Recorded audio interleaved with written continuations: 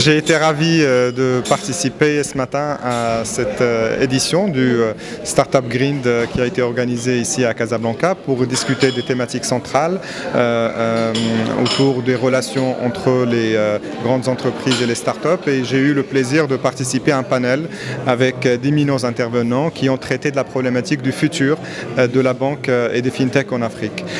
Comme vous l'avez vu récemment, notre groupe a lancé un programme d'innovation ouverte, ce qu'on a appelé FinTech Challenge, qui a la particularité d'être partie des besoins métiers, des besoins pragmatiques que nous avons identifiés par rapport à notre volonté de centrer davantage notre organisation et notre offre autour du client. Et puis on a fait appel à l'ensemble de la communauté des startups pour pouvoir justement partager avec nous des solutions qui leur semblent répondre à ces problématiques-là.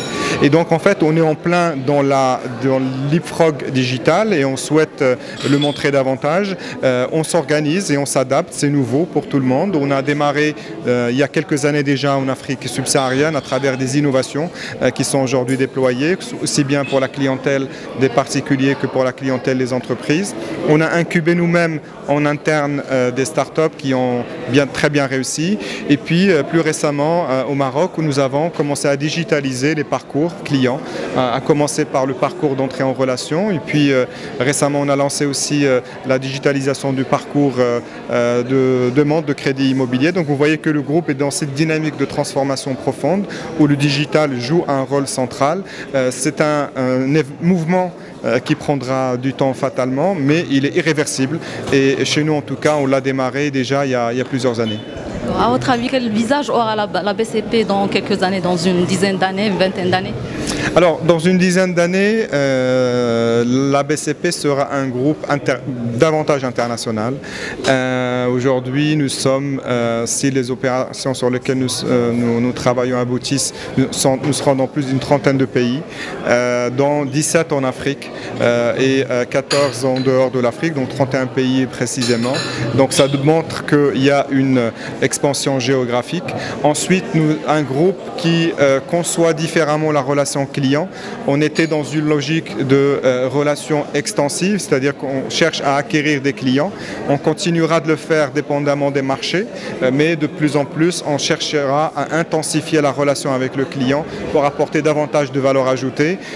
Donc beaucoup plus orienté service que crédit probablement, en tout cas en termes de contribution relative.